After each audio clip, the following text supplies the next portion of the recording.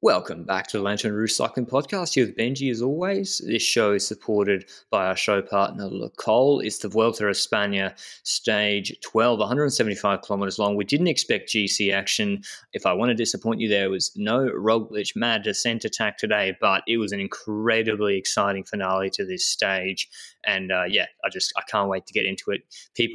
There was the rest day recap. Watts were on full display, but brief note, Benji put up a tweet saying missing 12-year-old kangaroo likely kidnapped by vultures. No, actually, Benji, I was having my first Andorran domestic dispute with neighbours, with telling them to turn down the music. They started blaring it, and I was like, I can't continue when the recording starts. So I went knocking, no one. Then guy gets out of the lift. And he's like, "Can I help you?" I said, "Puedo bajar la música?" And he's like, "Oh, sí, of course." I was like, "Mate, what are you doing?" No one's answering the door. Very, very strange. But they turned it off immediately afterwards. So anyway, we continue on. We had one of our boys of the pod, Seb Berwick, not Berwick, in the breakaway today. Yes, Berwick was in the breakaway today, but but before he was in the breakaway today, we had wonderful action once again for a good 87 kilometers of people trying to get away today. 87 kilometers. That's insane. I feel like compare the Giro with the Tour and the Vuelta, and the Tour and the Vuelta has taken so long for breakaways to form. And in the Giro, we had stages where it took long, but there were a lot of stages where it was like, 10 kilometers break is gone. And it is on these kind of stages where the break could win that obviously 90% of the peloton wants to be in it. And that was clear today. And I think there were a few teams that were interested in controlling today.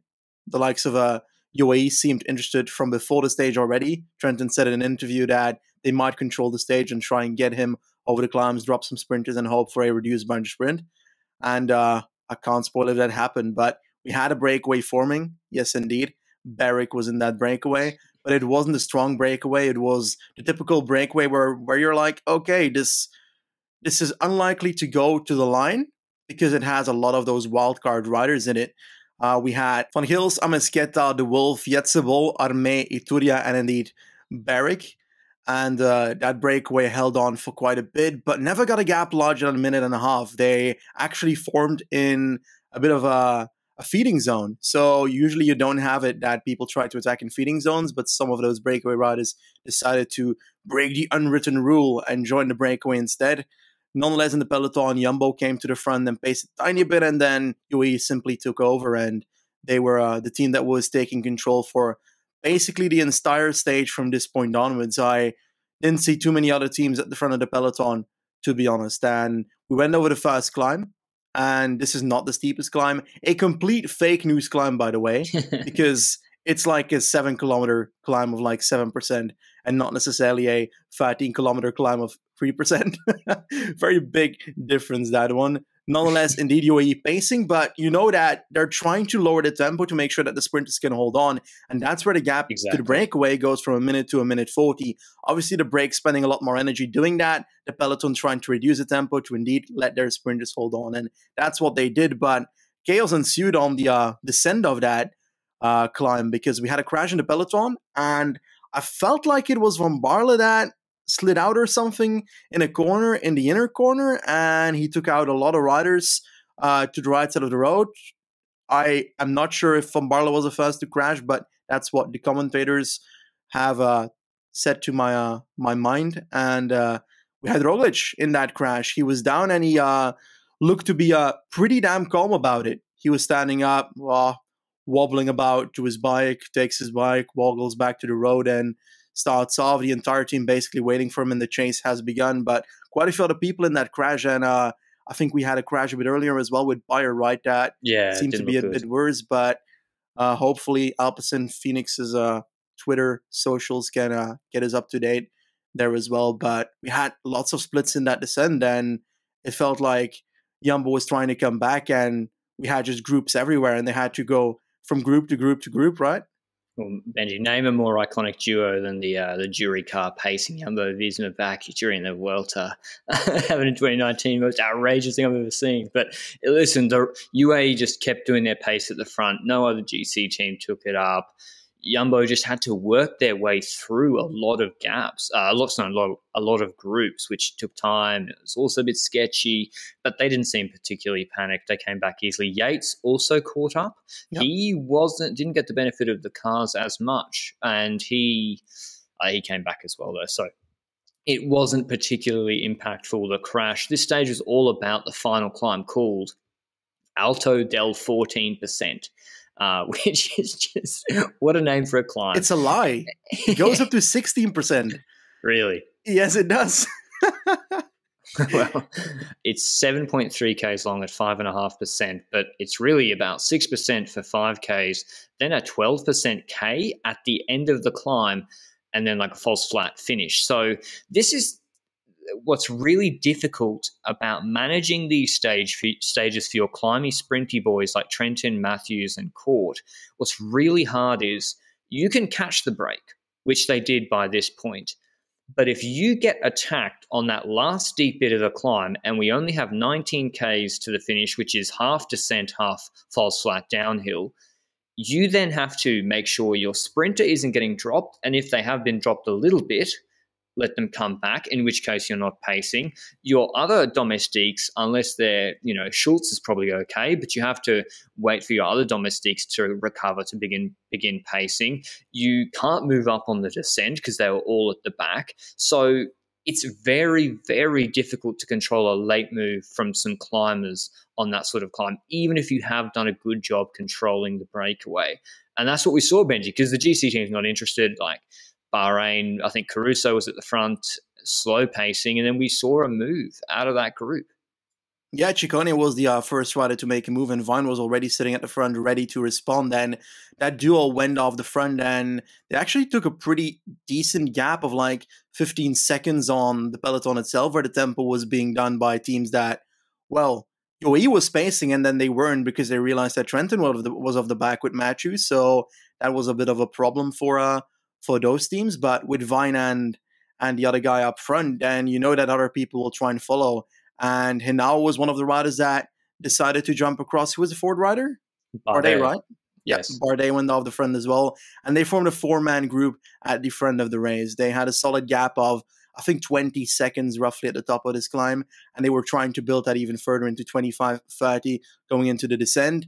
And during that descent, we saw the likes of Matthews and Trentin coming back with some teammates of Bike Exchange with 6-7 riders still in the group behind. And after the descent, that's when you know that Bike Exchange is going to come to the front and is going to try and hammer it. But we saw a move just before that where Izagirre went off the front on the right side and Trentin was with him, or was Trentin already gone there? So Bahrain and Yates said, like all the other GC teams, do not care about the break. Particularly, you don't want Roglic. He's quick. You don't want to take him bonus seconds. So they're like slow pacing on this descent. Trentin's lead out man brings him up and it just drops everyone else. And then Trentin's on his own. Yeah. And then Izagirre bridges across to him. But that, by the time they got to the bottom of the descent, then Bike Exchange come to the front. It's only then after, with 9, 10 Ks to go, they can actually move up with their team and start pacing. And Trentin gets caught. We still have Magnus caught in this group. We have Baggioli. We have Roglic, who is fast. So there are some fast men here. The breakaway seemed evident to me that Henao and Vine were the strongest. Henao was pulling like a truck. Bardet was losing the wheel a fair bit. He wasn't pulling for very long. Ciccone as well was struggling. Vine was pulling well. I was actually surprised. Vine was gapping them on the descent. So on the descent, he looked very good. So that's something I thought maybe, he got the watts. Maybe that's developing a bit later. He was excellent on the descent. And then, I was like, it's those four against a full Bike Exchange team who, Benji, I was like, this is a stage for Matthews, not yesterday, but with UAE chasing the break all day, there was no real need for Bike Exchange to do anything until the base of that descent off the final climb. Yeah, pretty crazy that UAE decided to full-on trust Trentin to be able to finish off a stage like this, knowing that he's been unable to do proper flat sprints in the last 2 years, I'd say, because I swear to Slovenia, we had the same exact discussion where we didn't trust Trentin at all for flat sprints, and he lost a few of those there as well, 3rd or 6th on a few of the stages. We had him at Burgos as well, I think, 3rd and 4th. This is from the top of my head, but I recall just him getting third and fourth on these kind of reduced bunch sprints recently. So I don't know. It feels like it's a lot to ensure the entire team of pacing the entire day for Trenton today, and I feel like it's perhaps a bit of a mistake, and they would have been better off trying to get him in the break as well. But perhaps they tried at the start of the stage and we didn't see it off camera, so perhaps that aspect is a bit of an unknown to us. But yeah, we had Bike Exchange indeed only doing the work in the last 10 kilometers, but it felt like when Trenton was then eventually caught again by that peloton group that we waited a bit to take the front again, because obviously they spent a lot of their riders. Yeah, they spent a lot of their riders during the entire parkour. And what are they going to do? Use the La Cruz for that? Not really likely. So I think they waited very long to help him out, Trenton, and that was perhaps a wise decision because, yeah, Bike Exchange had 6-7 riders, but that decision did make it very, very stressful in the last 2 kilometers because we still had that breakaway and we had a strong Aussie in that group. Yeah, Vine actually, he almost made a mistake, Benji. I don't want to call it a mistake. It's a bit strong, but he through one of the roundabouts, Bardet loses the wheel, and he had a big gap, and he almost was like, he waited for them when the gap was coming down to about 12 seconds at that point. And, 5Ks, it was 20 seconds. They'd eaten 10 seconds in 2 or 3 kilometers. They're bringing it down very fast with this Beck's TTT behind. And, yeah, he waited for them. And probably wouldn't matter anyway. I doubt it. But, yeah, and then they come back, and Bardet, Cicconi's just, like, blown off the back. And then another roundabout comes, and we see the peloton. It said 12 seconds. It was like 3. And the front-on shot, they're catching them. Vine, Fuga de Fuga, attacks out of that break and sort of hovers a bit, but gets caught with about 700 meters to go by Bike Exchange. So a fantastic move from him. Still, World Tour teams, as a man, I'd be wanting to throw some coin at, but that's a story for another day. He's had a good Vuelta so far, and maybe we'll do well later as well as hopefully Berwick. But yeah, then Bike Exchange, Benji, doing the lead out, but they've burnt all their teams, and there's one man and a team who we haven't seen all day. The opposite to yesterday, Magnus Cort and Jens Kuklera, the Belgian, who used to be on Bike Exchange, actually, if I'm not mistaken. They're sitting there, and he's in good position right there. Bike Exchange have got one rider for Bling.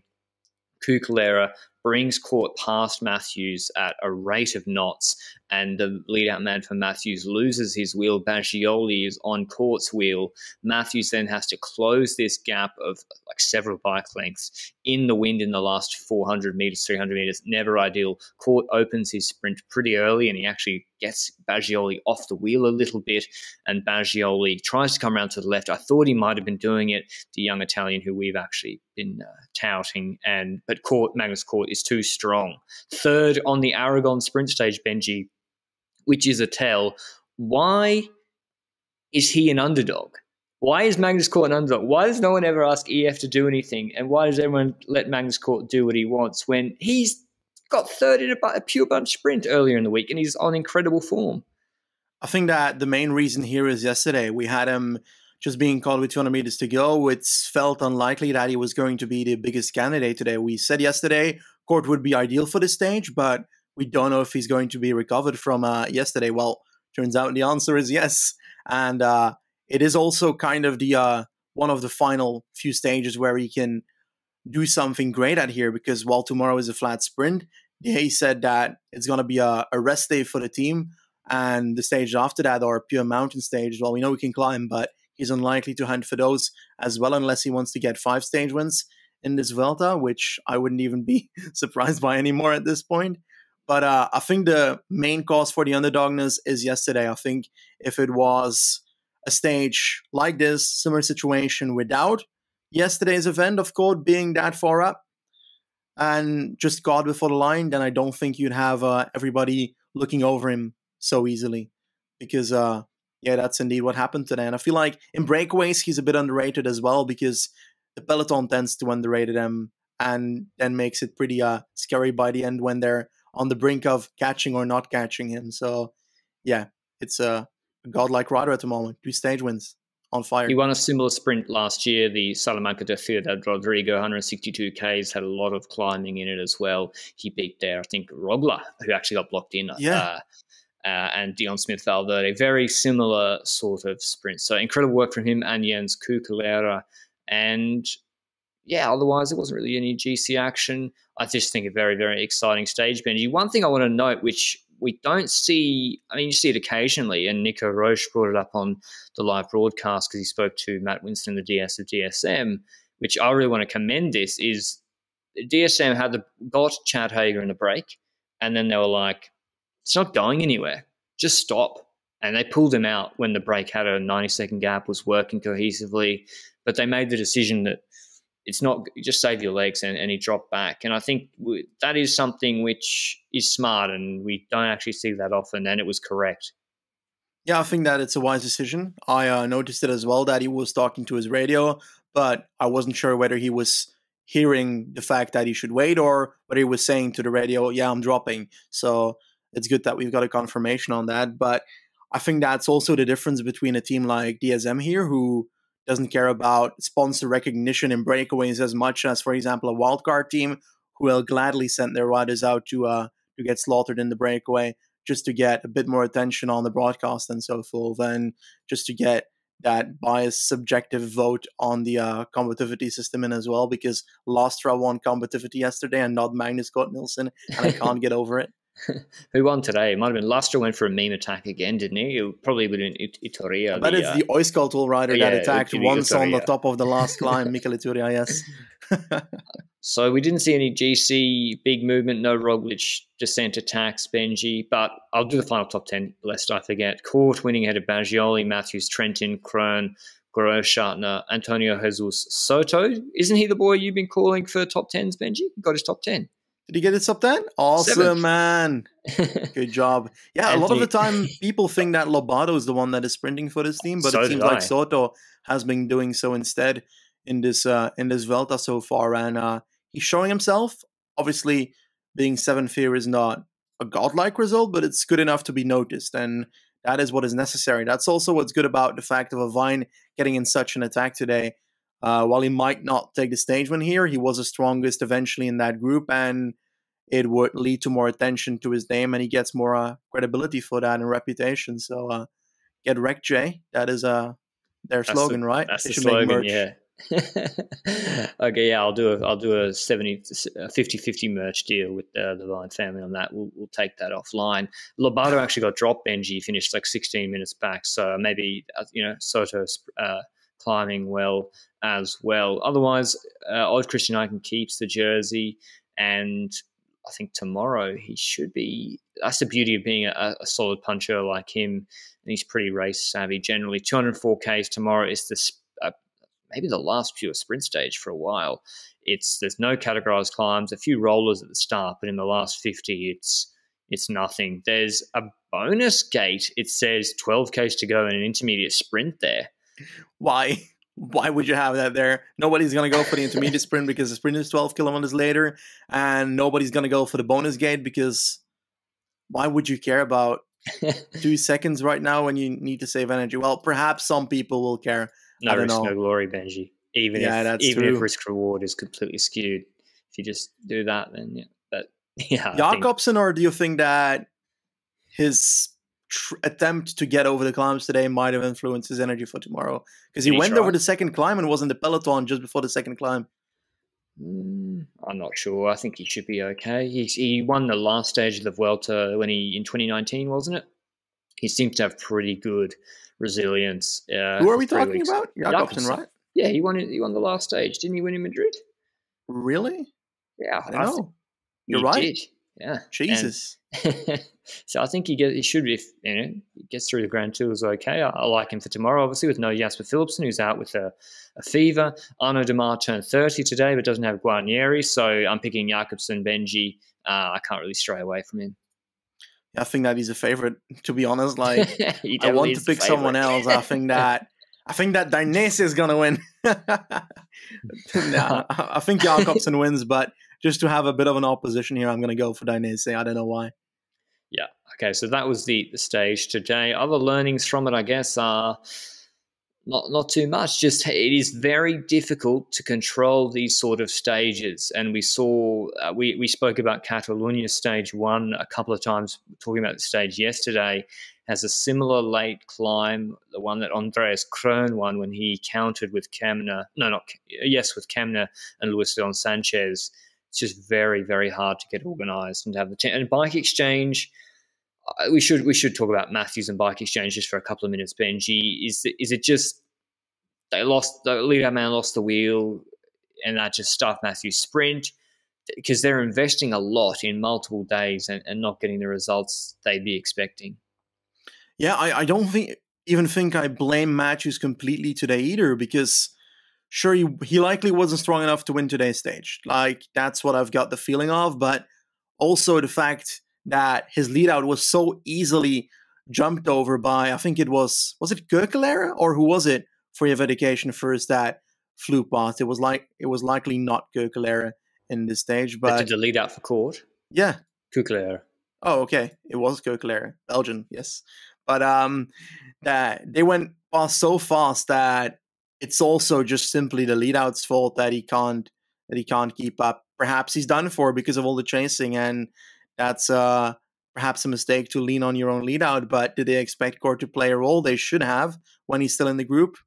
And yeah, it's hard to talk about it because, like yesterday, I feel like them pacing the entire stage was useless because the finish didn't suit him that well. His best result on Flèche Wallonne was eighth, and you don't have Roglic there in that race, so it was very unlikely that I was going to win yesterday. So yesterday, mistake to ride. Today, I, like you, expected them to ride more, and it ended up going well because UAE decided to do what Matthews' team did yesterday, and that's I know. Spending an entire day pacing when your sprinter is just not that amazing at flat sprints.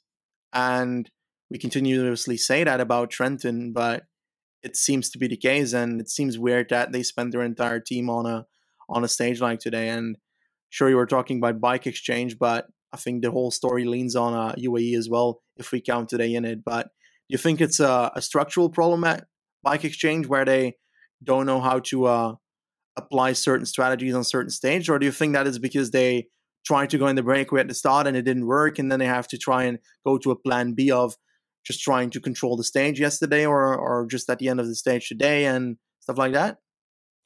I don't know what it is. Yesterday's obviously just a very bad misevaluation.